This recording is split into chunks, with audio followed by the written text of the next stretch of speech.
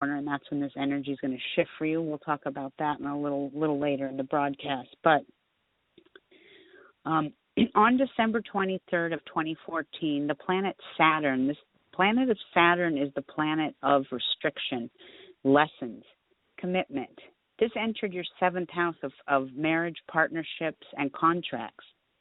Now, for Geminis already in a relationship, you have this planet Saturn in your 7th house. Besides having somewhat of a short reprieve between June 14th and September 17th, this planet's going to bounce back into your 6th house of Saturn, and it's going to remain there for this part of your chart until December of 2017. So, if I've confused you on that, let me break it down and re-explain it to you, because I can see that might confuse some people. As of December 23rd, 2015, Saturn has moved into your 7th house. But in June, it's going to snap back into, I'm going to go ahead and say Scorpio. It's going to snap back into Scorpio, your 6th house, for a couple of months. That's going to get, Saturn will remain in this part, and it's going to kind of get your health and service to the world. You're going to become a little more committed in those areas. Then it's going to jump right back on September 17th, 2015. It's going to stay there again in your 7th house until December of 2017. So what does this mean for your love life, Gemini? Well, simply put, if you're in a committed relationship, you may experience some struggles, and any weaknesses in these relationships are going to be tested to the limits. And it's going to test you to see if the both of you can make it through. If the ties are strong, then this will prove you both can get through it, thick or thin. And the two of you will probably last a lifetime. However, no, however, I'm just kidding. But this may lead to an engagement or a marriage in the next few years. So chances of Gemini getting married or engaged or even making a commitment in the next few years is very common and may happen. So you Geminis out there will have to keep me posted. Now, on a negative, the tail, and this is in the South Node, this has been cruising through your 11th house, and this is the house of friends and wishes. And it has been a difficult time to make your desires and your dreams come true. All going to change for you, Gemini. This energy changes for Gemini on August 19th of 2015. I call it the changing of the guard. Every sign experiences this changing of the guard, each and every sign. I'm focusing tonight on the particular house that it's going to affect for Gemini. Now, the North Node moves into Gemini's 4th house of home, family, mother. And I see many Geminis moving to better living environments and having a better home and family life between now and November of 2017. Now, Jupiter, the lucky planet of Jupiter, let's jump to Jupiter for a minute. The Lord of Luck, wherever this planet is placed in your natal chart, you're going to be blessed by house and sign. Now, Jupiter cruises through certain signs every year. It changes, and on August 11th, it moves from Leo into Virgo. Now, right now, Jupiter's cruising through your 3rd house, Gemini, and this has been happening since July of 2014. This is giving you a flair and luck in all areas relating to talking, communication, siblings, mental process, any kind of internet endeavors, anything like that. Being blessed right now. August 11th of this year, it changes. It moves into Virgo. This moves right into your 4th house. Doubly blessed, Gemini.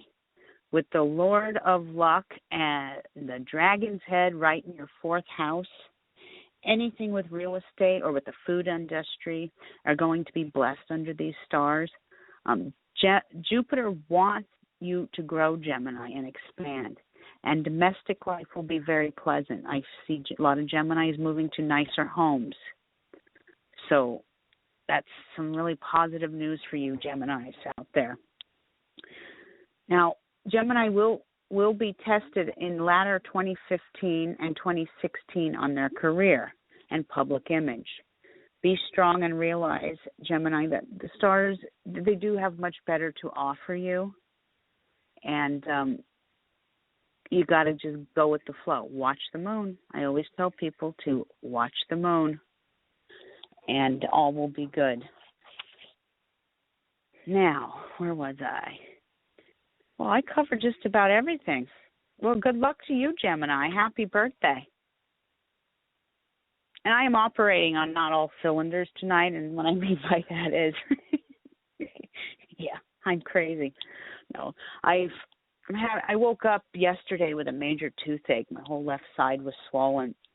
Actually, I'm able to talk much better now than I could at 10 o'clock this morning, which I was really worried about. I sat there going, how the hell am I going to do a radio show tonight? But I started popping some antibiotics and letting them do their thing. And I also use something that I'm going to talk about when I come back from my little break. I'm going to take a 2-second break in a minute. I'm going to talk about incense oils and basic candle magic. A lot of you have come at me asking me questions, especially about the candle magic, and I'm going to elaborate a little bit about it. But I'm going to cue in some music for a few minutes and update my chat room. I only have one person in there, but still, I don't want to ignore anybody. And since I am doing this solo and without headphones, I have to take a break and correspond. So I am going to take a 1-2 minute break here. I'm going to cue in a little music, and I will be back in less than 2 minutes.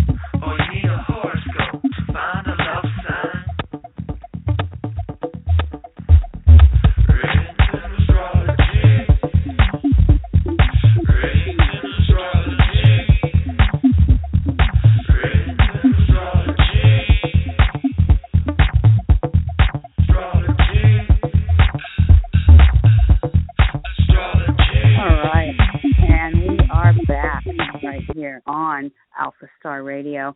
Just taking a 2-second break here, 2-minute break, just to kind of keep up with all the things going on behind the scenes.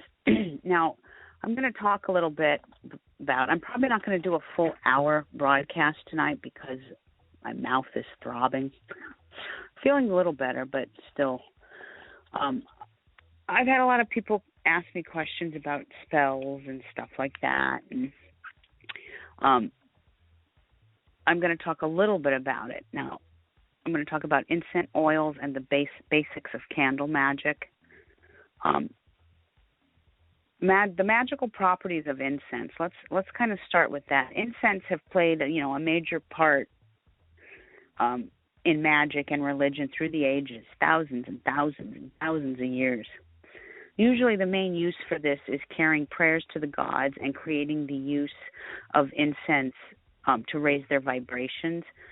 Back in the day, it was also used for things like after a kill or hunting, they'd burn incense to kind of mask the stench of all the blood and whatnot, things like that. So I do suggest that if you are into practicing magic of any type, the kind of incense you burn to scent your house and the kind of incense you burn for magic are two very different things. Save your money and light a candle, a scented candle instead. Save your incense for your magical rites, and it'll save you in your pocketbook and along the way. When we smolder these incense, they release this energy that travels away from this dense physical plane into another plane. And like I said, never use magical incense for everyday use. It's total waste. I want to go over just some basics with you. I mean, you guys certainly didn't think I would be reading to you from my own book of shadows, now would you? No. That's an ancient Wiccan secret. But I do want to tell you a few things about some of the incense basic incense that can be used every day. And I'm going to start with one of them because I've been using it all day on my tooth. And it's not an incense, it's an oil. It's oil of clove. And it's good for purification. The incense is good for protection, exorcism, money, love, and purification. Now, I tell you, I got my hands on a little vial of clove oil this afternoon from my broom sister, Pam. And between that and the antibiotics, I'm almost pain-free right now. So I want all of you out there to know that there are natural remedies that can heal you without the use of drugs. Now, antibiotics we do need. We do need those because that kills infection.